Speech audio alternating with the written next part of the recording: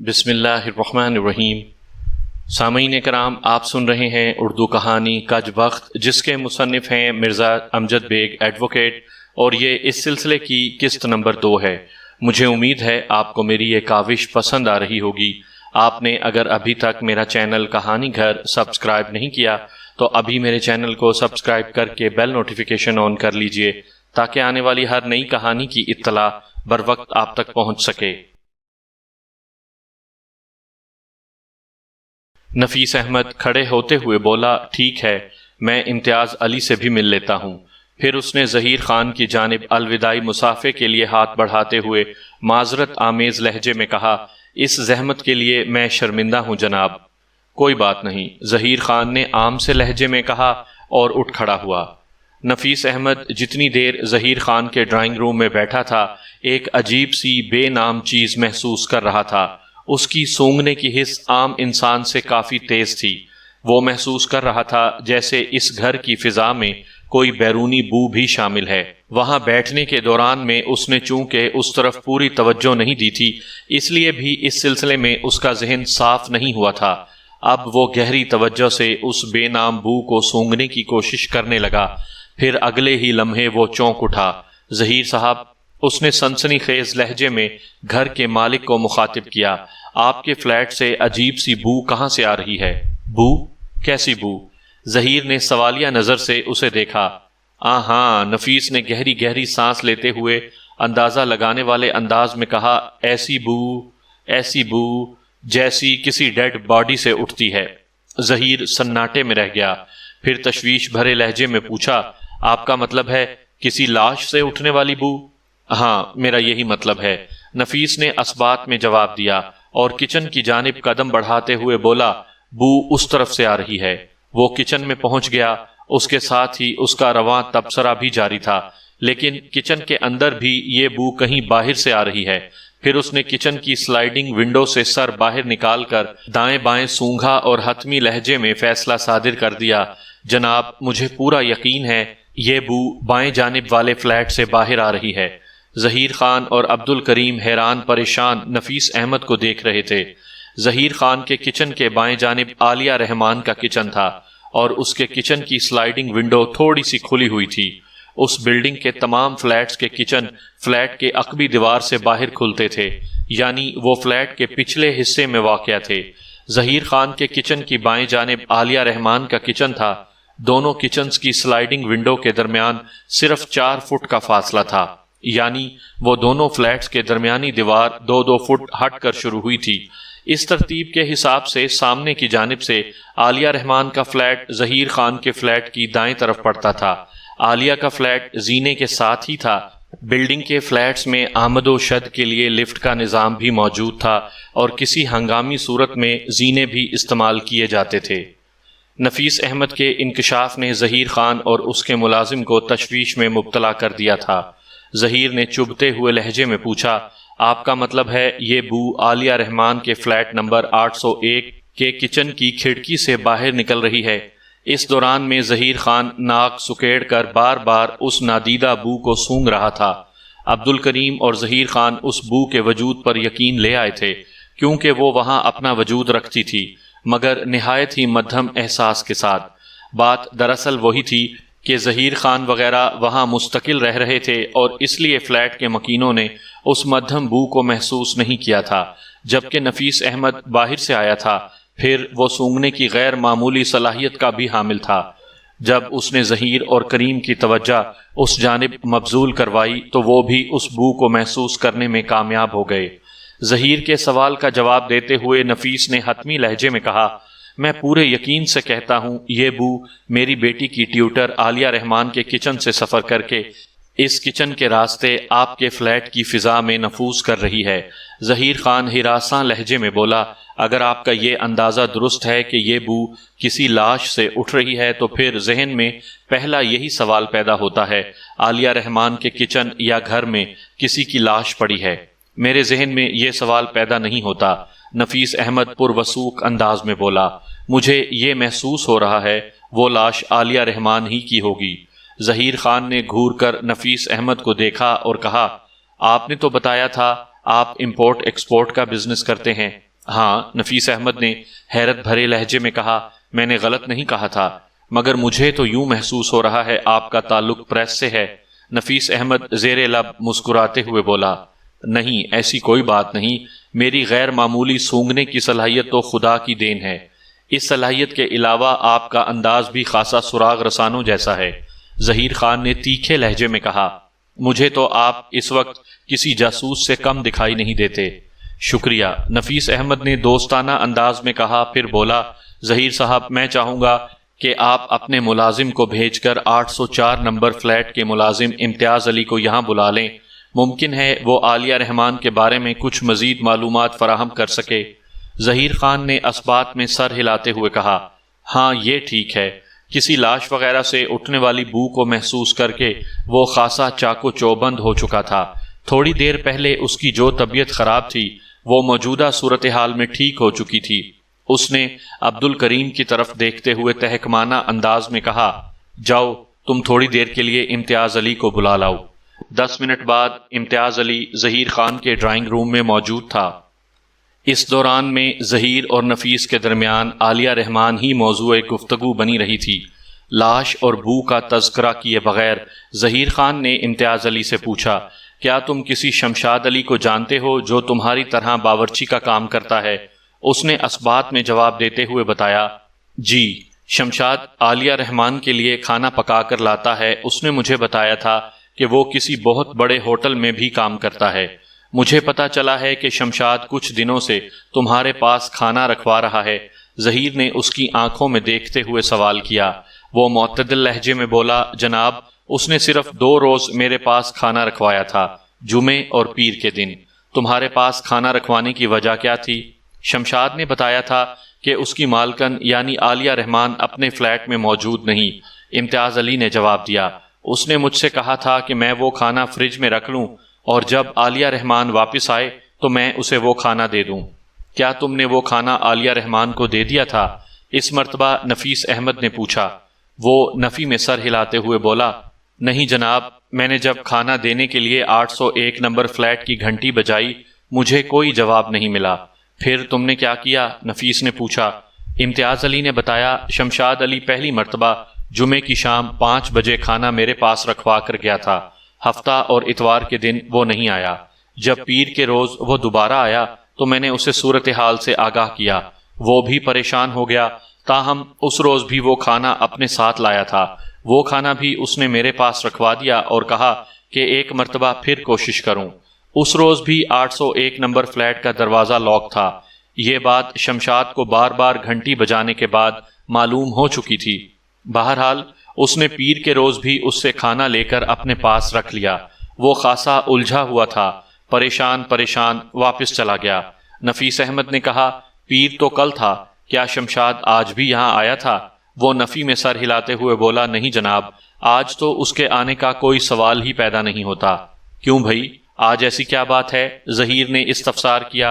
امتیاز علی نے بتایا، شمشاد علی ہفتے میں صرف 3 دن کھانا لے کر آتا ہے، یعنی پیر، بدھ اور جمعے کے روز۔ آج تو منگل کا دن ہے۔ تمہارے خیال میں عالیہ رحمان کہاں گئی ہوگی؟ نفیس احمد نے پوچھا۔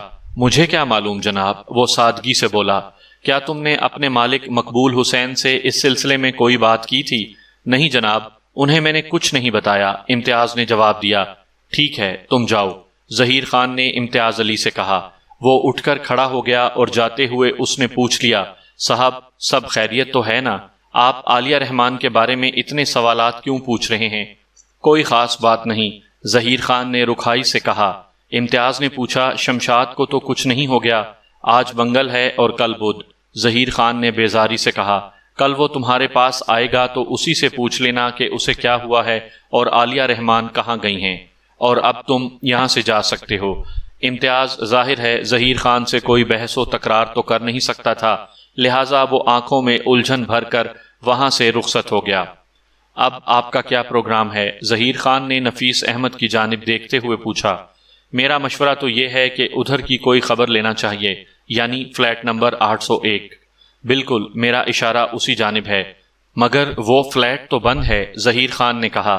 اس کے اندر کا احوال کس طرح معلوم کیا جا سکتا ہے؟ اگر آپ کی اجازت ہو تو میں یہ کام کر سکتا ہوں۔ عبد الکریم نے گہری سنجیدگی سے کہا، کیا تم نے اس فلیٹ کی کوئی ڈپلیکیٹ چابی بنوا رکھی ہے؟ ظہیر خان نے تیوری چڑھا کر تیکھے لہجے میں سوال کیا۔ عبد الکریم نے جلدی سے کہا، نہیں جناب۔ پھر وہ نفی میں گردن جھٹکنے لگا۔ نفیس احمد نے پوچھا، کریم تم کیا کرنے کا ارادہ رکھتے ہو؟ وہ باری باری ظہیر خان اور نفیس احمد کو دیکھتے ہوئے سنجیدگی سے بولا، جناب ہمارے کچن کی کھڑکی 801 نمبر کے کچن کی کھڑکی کے بہت نزدیک ہے اور وہ تھوڑی سی کھلی ہوئی بھی ہے۔ اگر میں اپنی کھڑکی سے نکل کر اس کھڑکی کے راستے 801 میں داخل ہو جاؤں تو وہاں کی صورتحال کا اندازہ لگایا جا سکتا ہے۔ 801 نمبر فلیٹ کی سلائیڈنگ ونڈو کو دھکیل کر آسانی سے کھولا جا سکتا ہے۔ عبد الکریم کی تجویز انتہائی معقول اور خطرناک تھی۔ معقول ان معنوں میں کہ دونوں فلیٹس کی درمیانی دیوار سے کچنز کی کھڑکیاں صرف 2-2 فٹ کے فاصلے پر تھیں۔ 802 نمبر فلیٹ، ظہیر خان والا فلیٹ کے کچن کی کھڑکی میں پاؤں رکھ کر بآسانی 801 نمبر والے فلیٹ یعنی عالیہ رحمان والے فلیٹ کے کچن کی کھڑکی تک پہنچا جا سکتا تھا۔ اتفاق سے 801 نمبر فلیٹ کے کچن کی کھڑکی اسی جانب سے تھوڑی سی کھلی ہوئی تھی جس طرف 802 نمبر فلیٹ کے کچن کی کھڑکی واقع تھی۔ دوسری جانب یہ تجویز اس اعتبار سے خطرناک تھی کہ وہ دونوں فلیٹس بلڈنگ کے 8ویں فلور پر واقع تھے، یعنی سطح زمین سے کم از کم 100 فٹ کی بلندی پر۔ اس صورت میں ذرا سی بھی بے احتیاطی عبد الکریم کے لیے جان لیوا ثابت ہو سکتی تھی۔ انہی حقائق کو مد نظر رکھتے ہوئے ظہیر خان نے تشویشناک لہجے میں کہا، کریم تم اپنے ہوش و حواس میں تو ہو؟ جی صاحب میں بالکل سنجیدہ ہوں، وہ پر اعتماد لہجے میں بولا۔ ظہیر خان نے کہا، اگر تمہارا ہاتھ یا پاؤں ذرا سا بھی غلط پڑ گیا تو جان سے ہاتھ دھو بیٹھو گے۔ مجھے اس پہلو کا اندازہ ہے جناب، وہ مضبوط لہجے میں بولا، مگر آپ فکر نہ کریں، میں بہت ہی زیادہ احتیاط سے کام لوں گا۔ اپنی کھڑکی کو ایک ہاتھ سے نہایت ہی مضبوطی سے تھام کر دوسری کھڑکی میں قدم رکھوں گا اور مجھے یقین ہے انشاءاللہ میں کامیاب رہوں گا۔ عبد الکریم کے جذبے اور ولولے کو دیکھتے ہوئے اسے اس خطرناک مہم کی اجازت دے دی گئی۔ عبد الکریم نے انتہائی پر اعتماد اور مشاق مہم جو کی طرح دوسرے فلیٹ میں اتر کر وہاں کی صورتحال واضح کر دی۔ یہ صورتحال انتہائی سنسنی خیز اور انکشاف انگیز تھی۔ عبد الکریم نے واپس 802 نمبر فلیٹ میں آ کر جو کہانی سنائی اس کے مطابق عالیہ رحمان اپنے فلیٹ کے اندر ایک کرسی پر بندھی پڑی تھی۔ اس کے منہ میں سختی سے کپڑا ٹھونسا ہوا تھا۔ نائلون کی مضبوط رسی سے اس کے ہاتھ اور پاؤں کرسی کے پشتے کے ساتھ جکڑے ہوئے تھے۔ وہ 101% مر چکی تھی۔ کرسی پر بندھی ہوئی عالیہ رحمان کی لاش بری طرح اکڑ چکی تھی اور وہ ناگوار سی بو اسی لاش سے اٹھ رہی تھی۔ مذکورہ کرسی کچن سے زیادہ فاصلے پر نہیں تھی، اسی لیے لاش سے اٹھنے والی بو بآسانی سفر کر کے فلیٹ نمبر 802 کے کچن کے راستے گھر کے اندر پہنچ گئی تھی، جسے نفیس احمد نے اپنی غیر معمولی سونگھنے کی صلاحیت سے محسوس کر لیا تھا، اور بعد میں اس نے ظہیر خان اور عبد الکریم کو بھی اس مخصوص بو کا احساس دلا دیا تھا۔ پوری بات سننے کے بعد نفیس احمد نے کہا، ظہیر صاحب ہمیں فوراً 801 نمبر فلیٹ کا دروازہ توڑ کر اندر داخل ہونا چاہیے، میں ایسی حماقت ہرگز نہیں کر سکتا۔ ظہیر خان نے گہری سنجیدگی سے کہا، اس میں حماقت کی کون سی بات ہے؟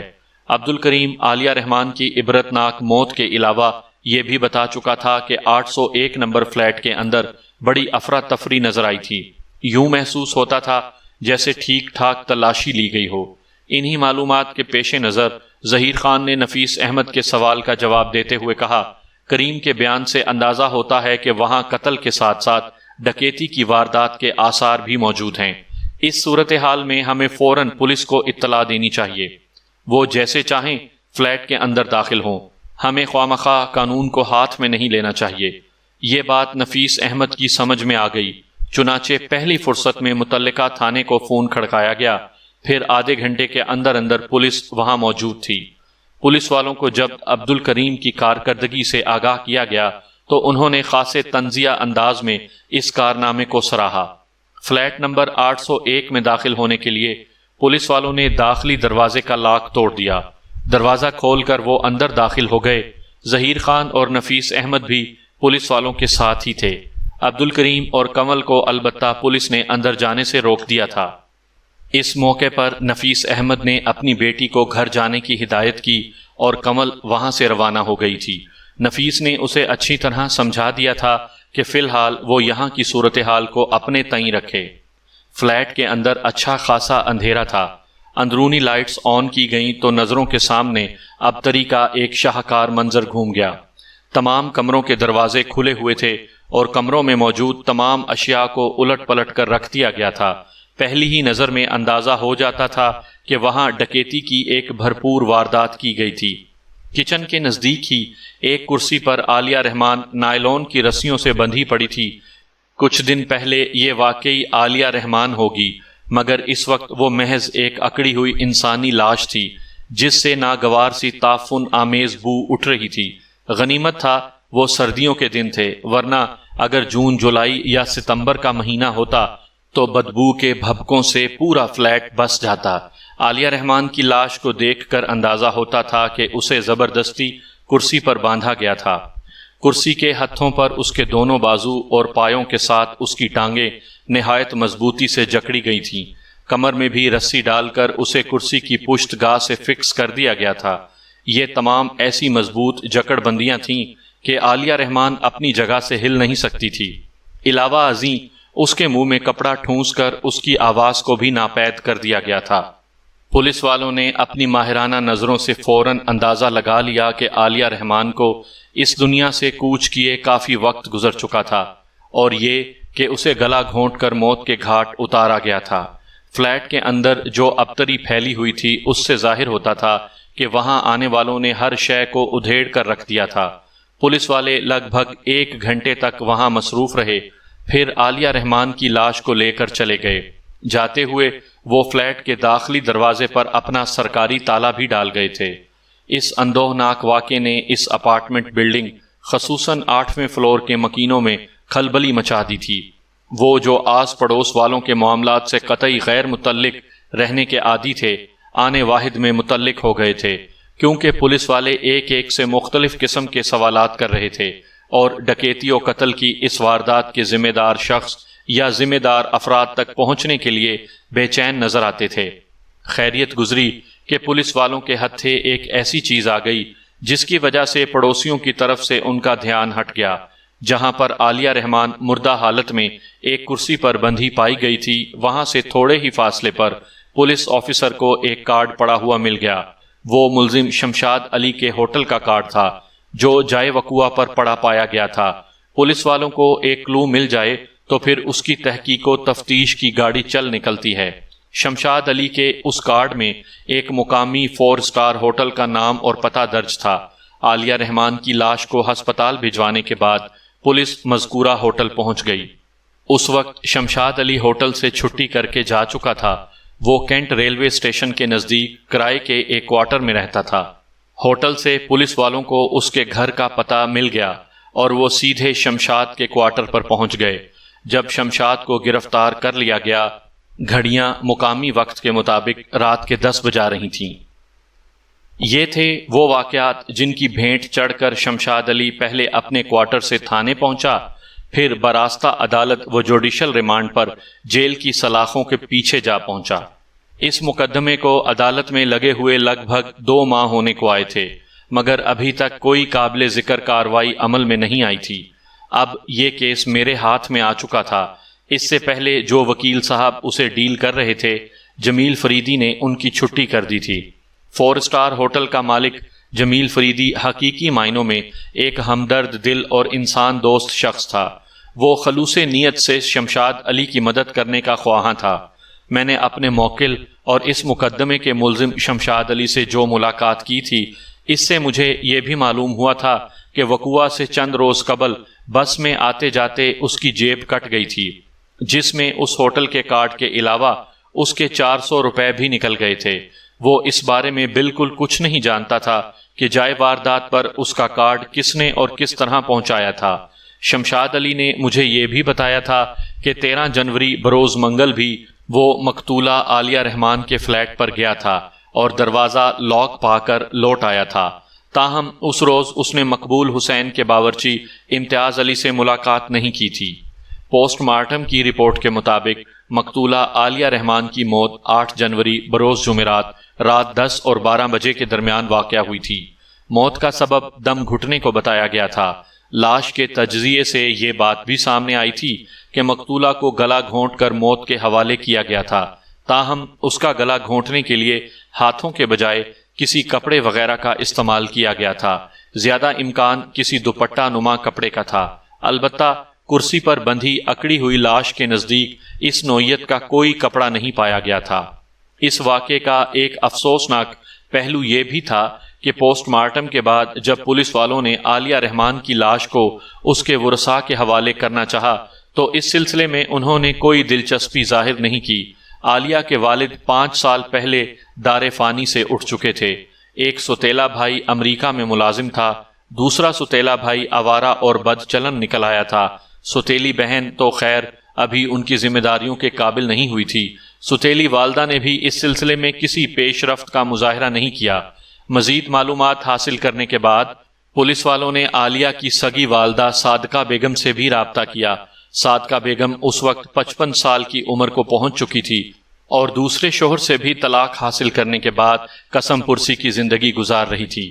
جمشید غوری سے اس کی 3 اولادیں ہوئی تھیں، 2 بیٹیاں اور 1 بیٹا۔ یہ تینوں اپنے باپ کے پاس رہتے تھے، تاہم وہ ماں سے بھی ملنے آتے رہتے تھے۔ ان دنوں صادقہ فالج زدہ ہو کر بستر سے جا لگی تھی۔ اگر اس وقت وہ اپنے ہاتھ پاؤں کی ہوتی تو ممکن تھا وہ بیٹی کی تجہیز و تکفین کے سلسلے میں کوئی سرگرمی دکھاتی۔ فالج کے حملے کے بعد وہ ایک عضو معطل کی شکل اختیار کر چکی تھی۔ چنانچہ پولیس والوں نے عالیہ رحمان کی لاش کو ایک خیراتی ادارے کے حوالے کرنے کا فیصلہ کیا، لیکن اس موقع پر عالیہ رحمان کا پڑوسی ظہیر خان خاصا جذباتی ہو گیا۔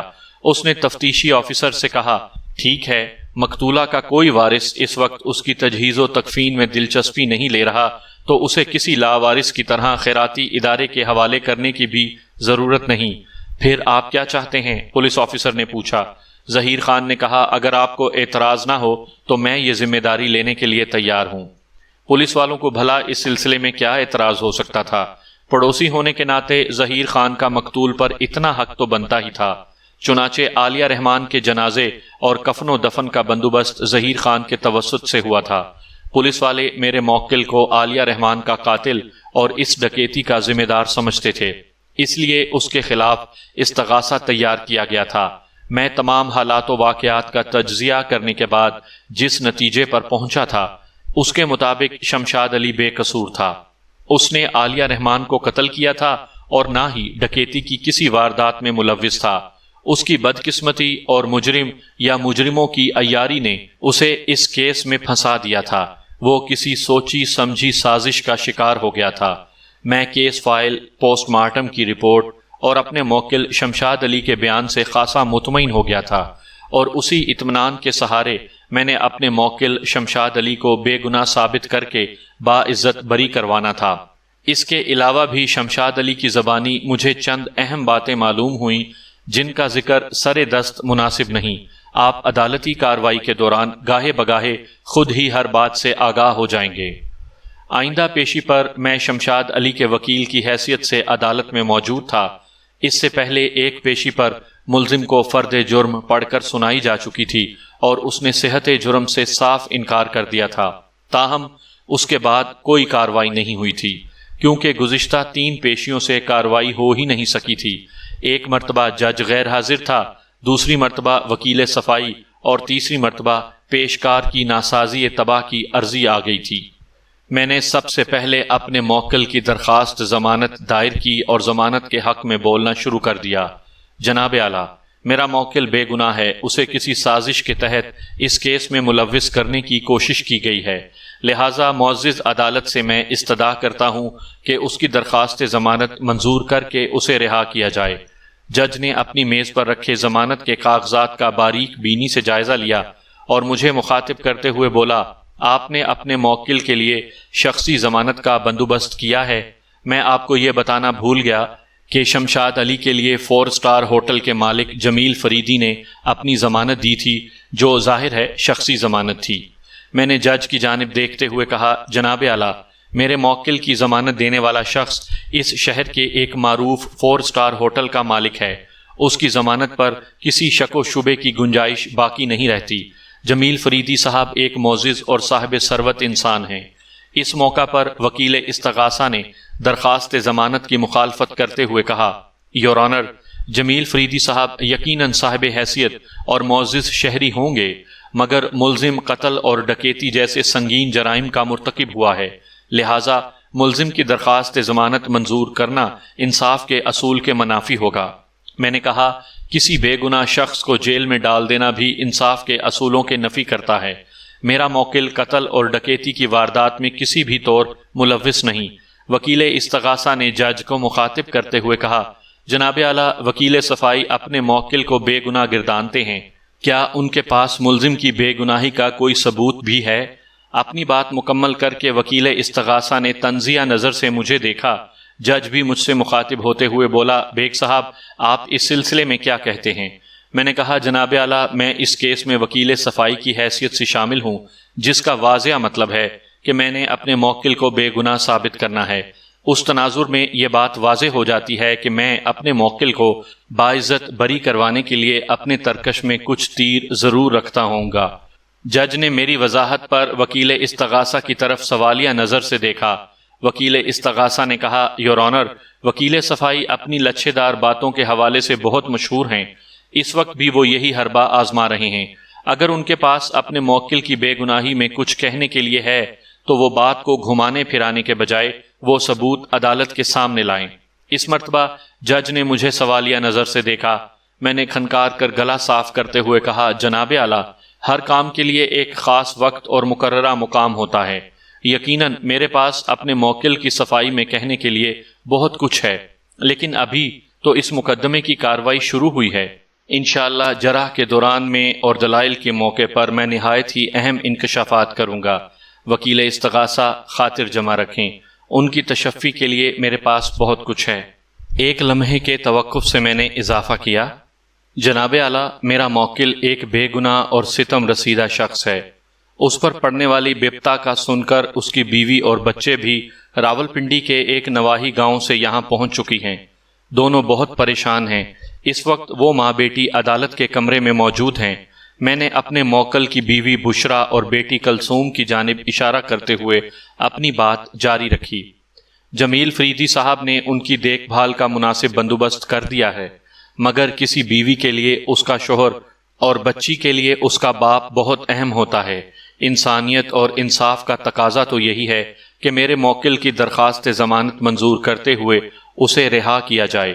ضمانت پر رہائی اس کی بیوی بچی کے لیے ایک بہت بڑا تحفہ ثابت ہوگا۔ یہ مقدمہ عدالت میں لگا ہوا ہے، اس کا جو بھی فیصلہ ہوگا اس کے مطابق ازاں بعد ملزم سے سلوک کیا جا سکتا ہے۔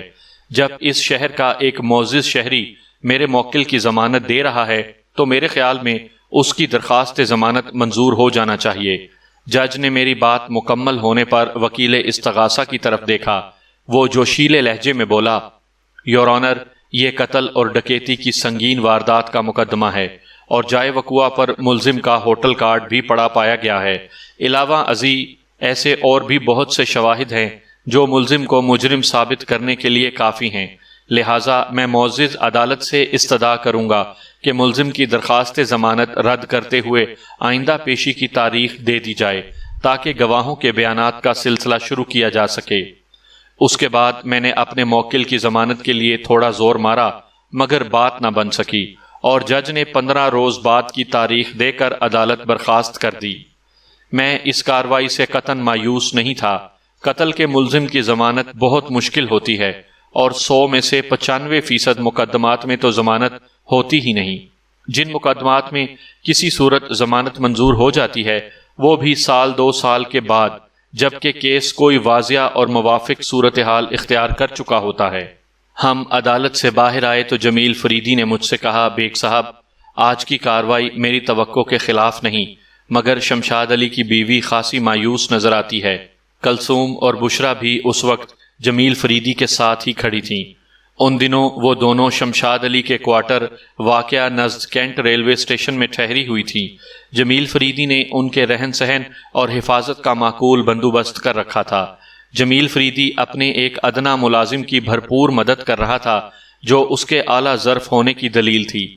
میں نے دکھی صورت بشرا کی طرف دیکھتے ہوئے کہا، آپ کو شاید عدالت اور مقدمے وغیرہ کا پہلے کوئی تجربہ نہیں ہے، اسی لیے پریشان ہو رہی ہیں۔ آپ ٹھیک کہتے ہیں وکیل صاحب، وہ رندھی ہوئی آواز میں بولی۔ آج میں پہلی مرتبہ عدالت میں آئی ہوں، زندگی میں اس سے پیشتر کبھی کسی مقدمے سے واسطہ نہیں پڑا۔